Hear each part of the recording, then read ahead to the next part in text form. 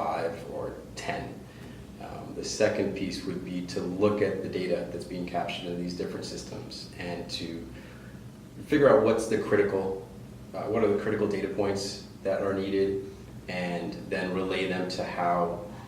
you're going to map them on your website, meaning what fields are going to be tracked, and if you're currently tracking information already on your website, basically mapping them out to these other systems and the fields in those tools.